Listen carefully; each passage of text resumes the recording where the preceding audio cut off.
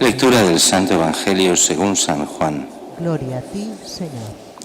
Al día siguiente, al ver Juan a Jesús que venía hacia él, exclamó: Este es el Cordero de Dios que quita el pecado del mundo. Este es aquel de quien yo dije: tras de mí viene un hombre que está por delante de mí, porque existía antes que yo. Yo no lo conocía, pero he salido a bautizar con agua, para que sea manifestado a Israel. Y Juan dio testimonio diciendo: He contemplado al Espíritu que bajaba del cielo como una paloma y se posó sobre él. Yo no lo conocía, pero el que me envió a bautizar con agua me dijo: Aquel sobre quien veas bajar el Espíritu y posarse sobre él, ese es el que bautiza con Espíritu Santo. Yo lo he visto y he dado testimonio de que este es el Hijo de Dios. Palabra del Señor. Gloria a ti, Señor Jesús. El Evangelio de hoy, que continúa con Juan Bautista, es esa preparación que vamos haciendo de cara a la fiesta del bautismo del Señor, que es ya este domingo, si no me equivoco. Y es curioso porque nos va dando pistas. ¿Quién es ese Jesús? Es el Cordero de Dios, el que quita el pecado del mundo. Lo decimos en cada misa poco antes de comulgar, cuando el sacerdote dice: Este es el Cordero de Dios que quita el pecado del mundo. Dichosos los invitados a la cena del Señor. Es el Cordero que nos recuerda el Cordero del sacrificio, ya aquel Cordero que ya estaba prefigurado con el sacrificio de Isaac, donde Isaac no será sacrificado, el Hijo, y sacrificarán al Cordero. Jesús es el Cordero, es el Hijo que es sacrificado realmente para el perdón de los pecados de todos. Coge sobre sí los pecados de toda la humanidad para pagar por ellos, para poder perdonarnos todos los pecados. Y nos da testimonio de todo ello Juan Bautista. Este es el Cordero de Dios que quita el pecado del mundo. Y he contemplado al Espíritu que bajaba del cielo como una paloma y se posó sobre él. Este texto ha dado lugar a muchas herejías cuando se ha interpretado mal. ¿Cómo se interpreta mal? Pensando que Jesús es un hombre cualquiera, pero un gran hombre, y ese momento con que Dios ve que es un gran hombre lo hace su Hijo, y lo que hace es bajar sobre él el Espíritu Santo para que sea el Mesías, o sea, el Cristo, el ungido por Dios.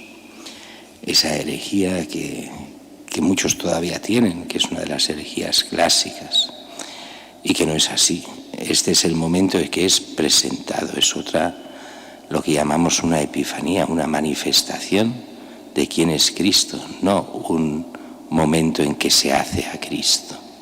De hombre normal pasa a ser simbólicamente el Hijo de Dios, no.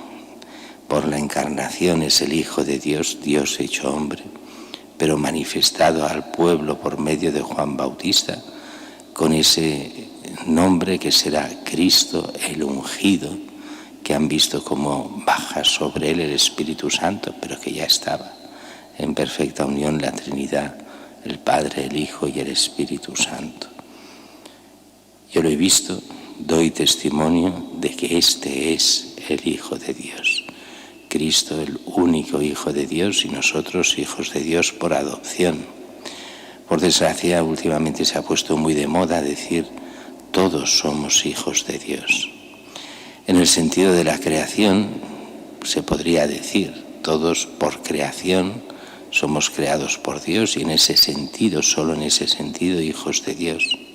Pero Dios mismo nos llama a ser mucho más que hijos por la creación, sino por la redención.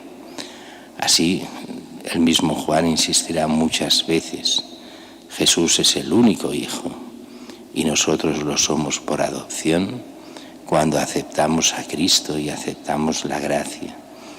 Y por eso esa primera lectura que nos habla tanto de la gracia, del pecado, El que comete pecado no es de Dios, no ha conocido a Dios.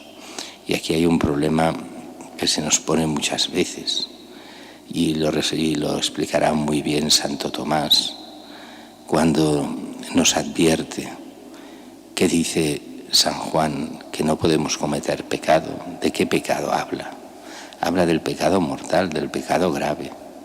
El pecado venial es muy complicado el que no lo hagamos. Siempre tenemos pequeños pecados veniales, fruto del amor imperfecto hacia Dios. Pero el pecado grave tenemos los cristianos por la gracia de los sacramentos y por la vida cristiana, si nos la tomamos en serio, o sea, si conocemos a Cristo de verdad, tenemos gracia suficiente de sobras para no pecar mortalmente. No tanto venialmente, pero sí mortalmente. Y si pecamos es culpa nuestra que abandonamos a Cristo. Ese es el sentido. Por eso, el que permanece en Cristo no peca mortalmente. Todo el que peca es porque no lo ha visto ni lo ha conocido, dice San Juan. Es porque pasa en el fondo de Cristo. A nosotros nos toca, a cada cristiano, amarlo con todo el corazón, conocerlo no de forma directa, pero sí por los sacramentos, que son fruto de conocimiento de Dios. Se nos dará en la Eucaristía, se nos da en el sacramento del perdón, se nos da de tantas formas. Pero para nosotros es lo más importante, conocer, amar, seguir a Cristo, abandonar el pecado para vivir en la gracia y heredar la vida eterna.